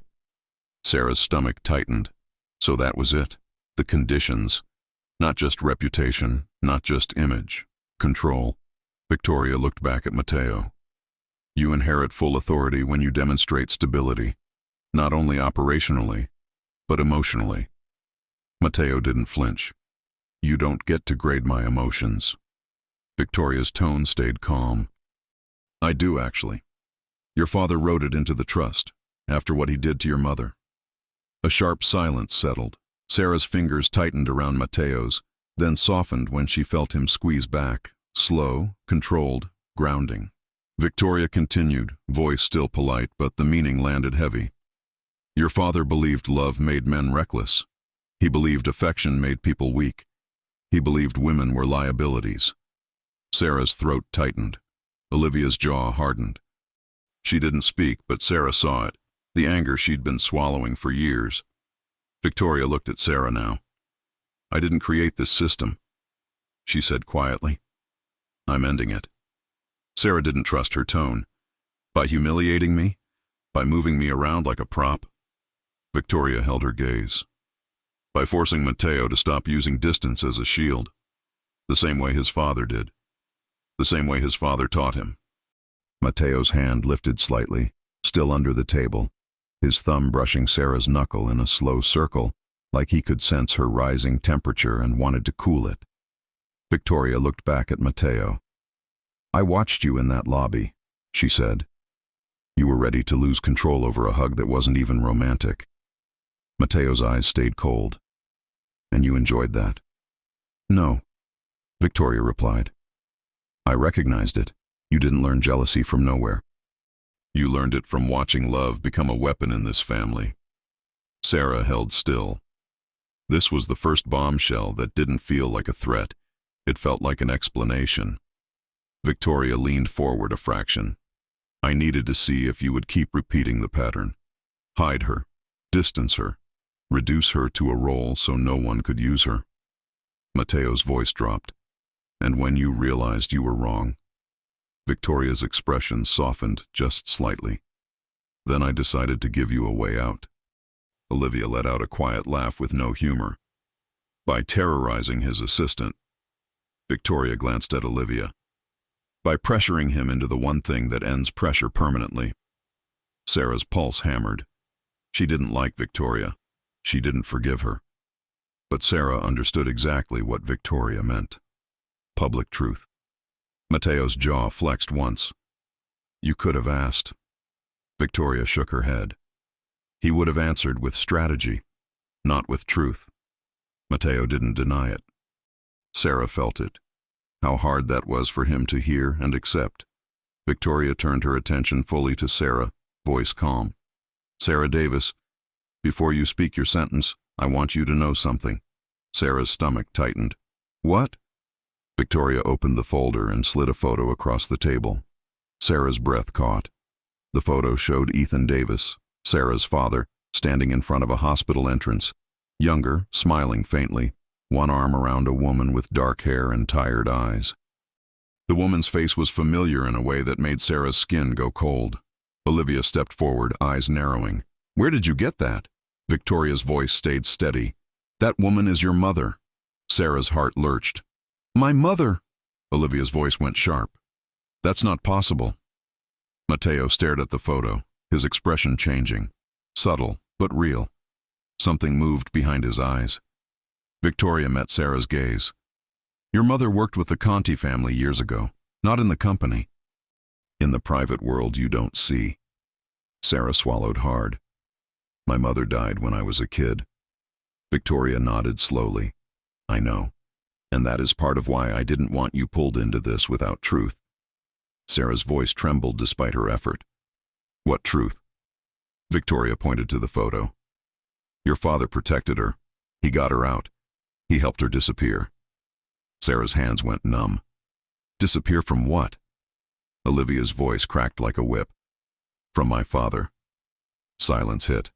Sarah's stomach dropped. Mateo's fingers tightened around hers, a slow pulse of pressure. Victoria spoke gently now, less like a judge and more like someone tired of old damage. "Your father and your mother were part of the same plan. Get her away before Alessandro Conti could destroy what was left of her." Sarah couldn't breathe for a second. "My father never told me," she whispered. "Because he wanted you free," Victoria replied. "Not raised inside a legacy that taught women to shrink." Sarah blinked rapidly, trying to keep her mind from spinning out. Mateo's voice cut in, low and controlled. "Why show her this now?" Victoria held Mateo's gaze. "Because you need to understand what you're protecting." Mateo's jaw clenched. "I'm protecting Sarah." "Yes," Victoria said, "and you're protecting her from the exact kind of man you were trained to become." Sarah's throat tightened. That was the second bombshell. Not a threat. A mirror. Victoria straightened. "Now we do what we came for. One sentence each." She looked at Mateo. "Go." Mateo didn't speak immediately. He stood slowly, jacket perfect, posture calm, face unreadable, except for his eyes. His eyes were on Sarah. He didn't look away from her when he spoke. "Sarah Davis is not my assistant," Mateo said, voice steady. "She is the woman I choose openly, with respect, today and every day after." Sarah's breath caught. The witnesses didn't react. They just wrote. Victoria's expression didn't change, but her eyes softened for half a second, like she'd been waiting for that exact phrasing. Then Victoria turned to Sarah. "Your sentence?" Sarah's mouth went dry. She felt the weight of every day she'd swallowed her feelings and hid behind competence. She felt the sting of being moved, watched, evaluated. And she felt something else too. Mateo's hand under the table, still holding hers, still steady. Sarah stood. Her voice came out calm, not loud, not dramatic, honest. "I'm not here because of my job," Sarah said. "I'm here because I want him, without being hidden, without being used, and without losing myself." Mateo's breath shifted, a subtle exhale, like relief. Victoria nodded once. "For the record, that is consent and choice." She turned to the witnesses. "The condition is met." One of the witnesses, an older woman with silver hair, looked up briefly. "Confirmed." The other witness nodded. "Confirmed." Victoria closed her folder. And just like that, the tension that had stalked Sarah for days loosened its grip. But Sarah didn't feel triumphant. She felt raw, because truth was a relief and a risk at the same time. Mateo sat back down slowly, then looked at Victoria. "It ends," he said. Victoria held his gaze. "It ends." Olivia exhaled loud enough to be dramatic, then walked out of the room as if she needed air before she said something that would ruin her normal sister image. Victoria stood too. "Mateo," she said, and her voice softened. "Don't repeat him." Mateo's eyes were cold. "I won't." Victoria looked at Sarah again.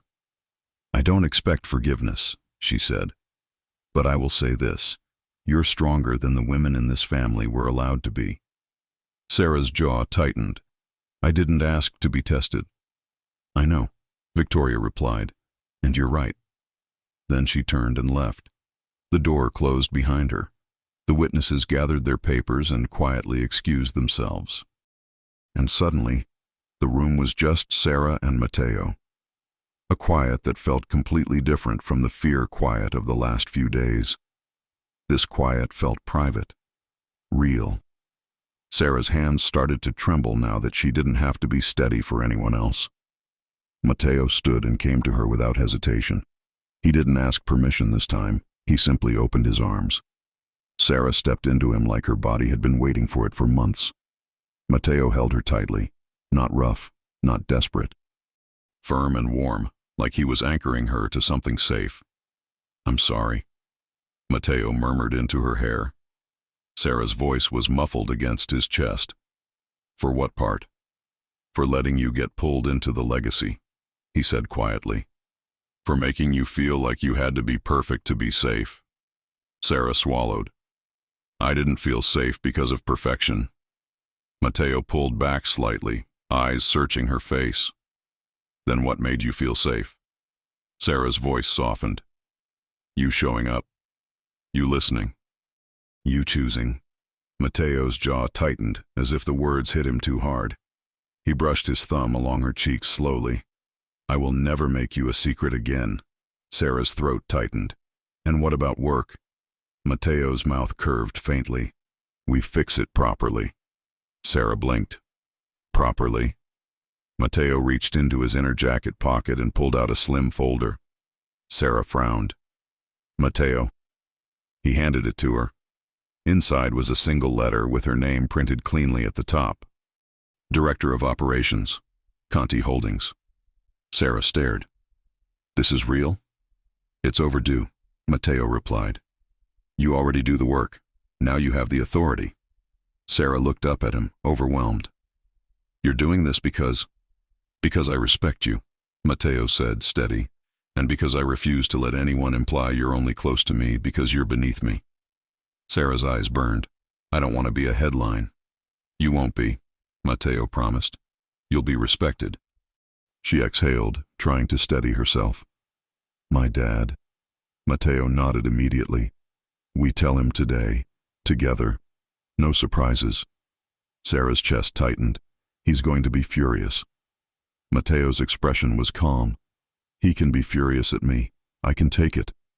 Sarah studied him. "You're not afraid?"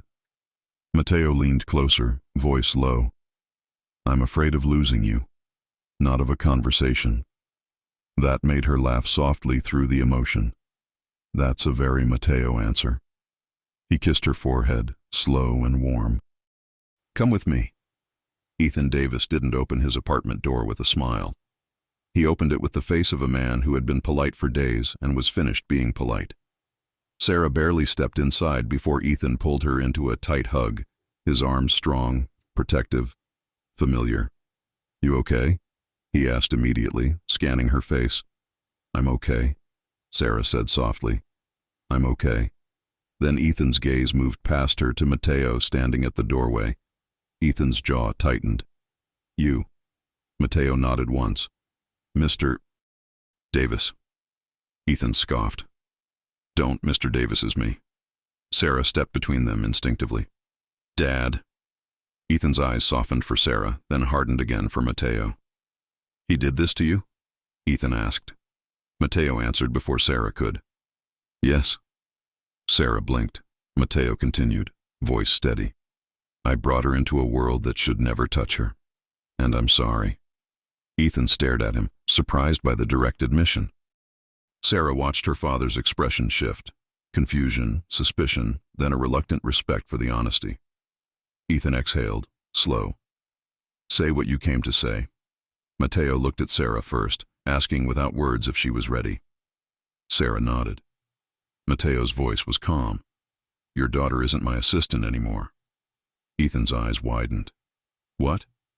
"She's director of operations," Mateo said, "and she's with me because she chose to be." Sarah's father stared at her. "Sarah." Sarah stepped closer to him, voice gentle. "I chose it, Dad.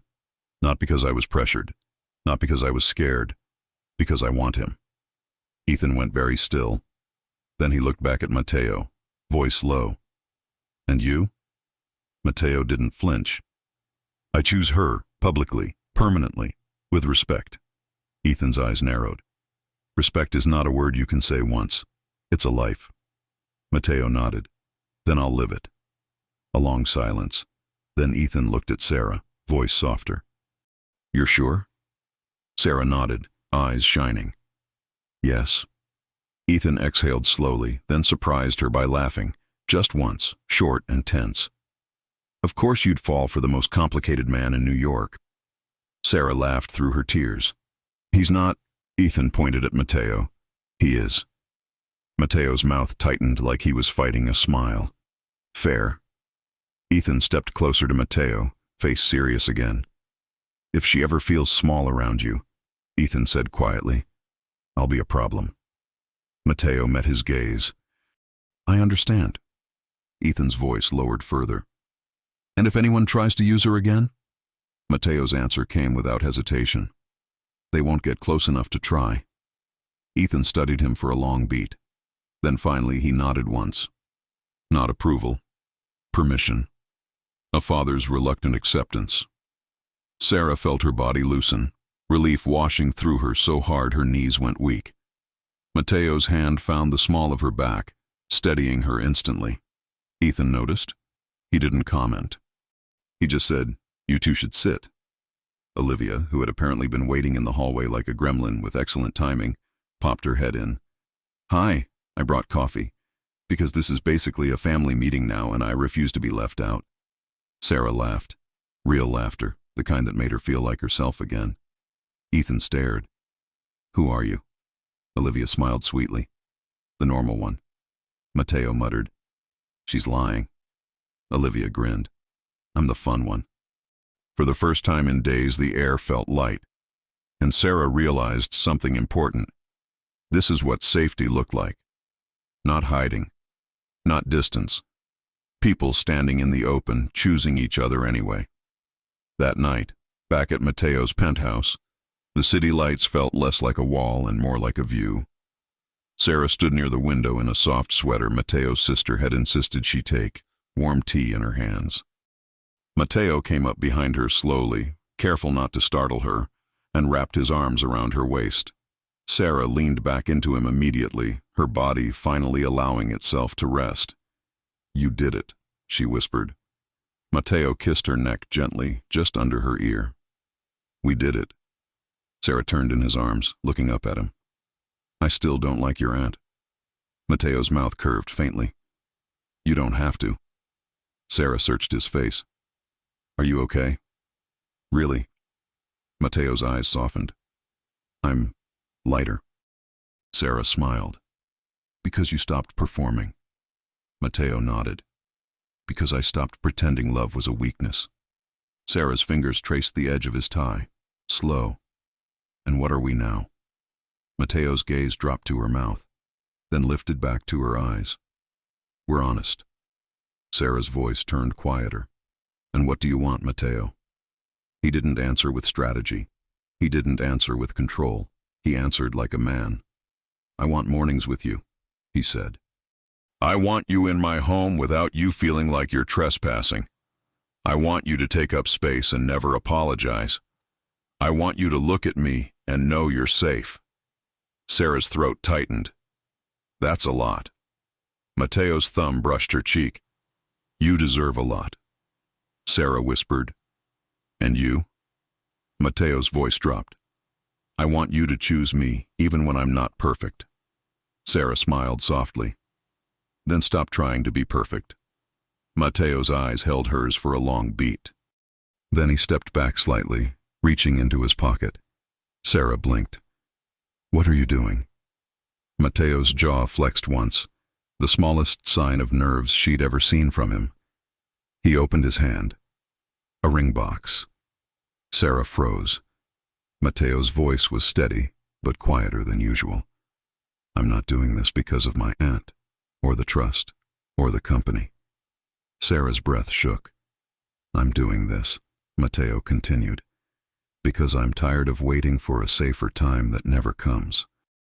He held her gaze, eyes dark and honest. "Sarah Davis," he said softly, "will you marry me?" Sarah's heart slammed so hard she felt dizzy. Her lips parted. No sound came out. Mateo didn't rush her. He just watched her face like her answer was the only thing in the world. Sarah blinked rapidly, tears rising, and before she could speak, her phone buzzed on the counter behind her. One single vibration, a new unknown message. Sarah's breath caught as she turned her head slightly, frozen between joy and instinct. Mateo's eyes flicked toward the phone, then back to her. His hand stayed steady, box still open. His voice stayed low. "Ignore it." Sarah swallowed hard, because the question wasn't only will she say yes, it was whether she could finally choose happiness without flinching, even if the past tried to pull her attention away at the exact moment her future opened in front of her. Sarah didn't look at the phone. Not this time. Her breath shook, her eyes wet, and her heart was so full it felt almost unreal, but she held Mateo's gaze and stayed right there in the moment he was offering her, openly, without excuses, without hiding. Mateo's hand didn't move. The ring box remained open, steady in his palm, as if he'd decided he would wait forever if that's what she needed. Sarah swallowed hard. "Yes," she whispered. Mateo's eyes softened in a way that made her chest ache. "Yes?" he repeated like he needed to hear it again. "Yes," Sarah said again, louder this time, voice warm and sure. "Yes, Mateo, I'll marry you." Something in Mateo's face broke, just a fraction of control giving way to pure relief. He closed his eyes for a second, exhaling like he'd been carrying the weight of restraint for years and had finally put it down. Then he stood closer, careful and reverent, and slid the ring onto her finger with hands that were usually unshakable. It fit perfectly. Sarah let out a laugh that turned into a quiet sob, and Mateo immediately pulled her into his arms, holding her as if the entire city could watch, and it still wouldn't matter. "I'm not letting anything steal this from you," he murmured against her hair. Sarah closed her eyes. "Good, because I don't want to run anymore." Mateo tilted her chin up and kissed her, slow, deep, unhurried, not like a secret, like a promise made in the open. When they finally pulled back, Sarah glanced at the phone again, still buzzing softly on the counter. Mateo picked it up before she could. He checked the screen once, then his expression didn't change, because nothing about that message deserved to touch their joy. He deleted it without reading it out loud. Sarah's lips parted. What did it say? Mateo slipped the phone into his pocket. It said they don't like losing. Sarah's pulse jumped, but Mateo's hands cupped her face, anchoring her. "They already lost," he said calmly, "because you're not scared anymore." Sarah stared at him, then slowly nodded. "I'm not." Mateo kissed her forehead. "Good." 2 months later, Conti Holdings looked the same from the outside. Sleek, powerful, untouchable. Inside, everything felt different. Sarah walked through the building with a new kind of confidence, not because she wore a new title, but because she no longer carried herself like she had to earn the right to exist in the room. She had her own office now, a real one, not a borrowed desk. Her name on the door in clean, simple letters. Sarah Davis, Director of Operations. On her desk sat 2 photos. One was of her father, smiling like he was trying to look serious but failing. The other was a candid shot Olivia had taken. Sarah laughing in Mateo's kitchen, holding a mug, Mateo behind her with his arms around her waist, his face resting near her hair like he couldn't help himself. It was the first photo Sarah had ever allowed herself to keep in a workplace, and no one dared question it. Not because Mateo was feared, because Sarah was respected. Mateo had made that happen with policies and structure, yes, but mostly with consistency. He showed up the same way every day. He listened. He gave credit.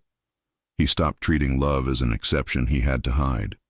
And the people around him adjusted, because power could be cold, or power could be steady. Mateo chose steady. The first Sunday Sarah spent with Mateo's family felt almost normal. Almost. Olivia had insisted on hosting dinner, claiming it was to celebrate the engagement, but really it was because she loved having an excuse to tease Matteo in front of witnesses. Ethan arrived with a bottle of wine and the face of a man who was still deciding whether to approve this whole situation. But he hugged Sarah first. Always Sarah first. "You happy?" Ethan asked quietly while Olivia argued with Matteo about whether he'd ever smiled as a child. Sarah smiled softly. "I am." Ethan studied her face for a long beat, then nodded. "Okay." That was all he said, but it was everything. Later, when Matteo stepped outside to take a call, Ethan followed. Sarah watched from the kitchen window as her father and her fiancé stood on the patio, two strong men facing each other under the soft glow of outdoor lights. Ethan said something. Matteo listened. Then Matteo nodded once, slow, serious. When they came back inside, Ethan didn't look pleased, but he looked calmer. Olivia leaned toward Sarah and whispered, "Your dad basically threatened Matteo in 12 different ways." Sarah whispered back, "And Matteo?" Olivia grinned. Matteo looked like he was taking notes. Sarah laughed quietly, warmth spreading through her chest. A few weeks later, Sarah and Matteo took a short trip. No press, no big announcement, no audience. Just them. A quiet coastal town, a private terrace, early mornings with coffee while the sky changed colors. Matteo didn't wear a suit once. Sarah didn't check her email until noon. On the second night, Sarah found Matteo sitting on the balcony, staring at the ocean like he was thinking too hard. She sat beside him, shoulder touching his. "What are you doing in that head?" she asked. Matteo's mouth curved slightly, learning how to be happy without waiting for something to go wrong. Sarah reached for his hand. "You don't have to wait anymore." Matteo looked at her then, eyes steady. "I know, I'm trying to let it feel real." Sarah leaned in and kissed him softly. "It is real." Matteo's fingers tightened around hers. "I still can't believe you said yes." Sarah smiled. "I can." Matteo raised an eyebrow. "Oh?" Sarah's voice softened. "Because you didn't just choose me once. You chose me every day you didn't have to." Matteo didn't speak for a moment. Then he kissed her hand, slow, reverent. "I'll keep doing that," he promised, "for the rest of my life." Sarah's eyes burned. "Good, because I'm not going anywhere." Matteo's gaze warmed. "Neither am I." On a bright morning in late spring, Sarah stood in front of a mirror while Olivia fixed a small piece of hair near her face like she was a professional stylist and not a woman who enjoyed chaos. "You look too calm," Olivia said suspiciously. Sarah laughed softly. "I'm not calm." Olivia squinted. "You're glowing. It's rude." Sarah rolled her eyes. "You're dramatic." Olivia leaned closer. "And you're marrying my brother, so we both have problems." Sarah turned her head slightly, looking at the ring on her finger. The symbol wasn't what made her feel safe. Matteo's consistency did. His gentleness when no one watched. His respect when everyone watched. His hands on her waist in the kitchen like it was the most normal thing in the world. Olivia stepped back, eyes softer now. "He's going to cry," she said quietly. Sarah blinked. "Matteo?" Olivia nodded. "He's been practicing not crying all week.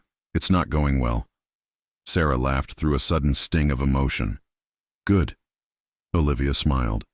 "He deserves this." Sarah nodded. "So do we." When Sarah walked down the aisle, she didn't feel like she was stepping into Matteo's world. She felt like she was stepping into theirs. Matteo stood at the front, looking like he'd forgotten how to breathe.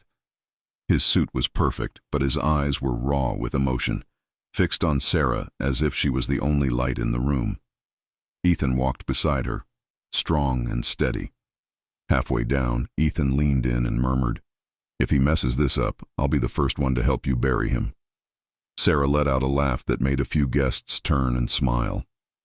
Matteo's eyes widened slightly when he saw her laugh, like he couldn't believe he'd caused that kind of joy. When Sarah finally reached him, Matteo took her hands and held them tight. "You're here," he whispered.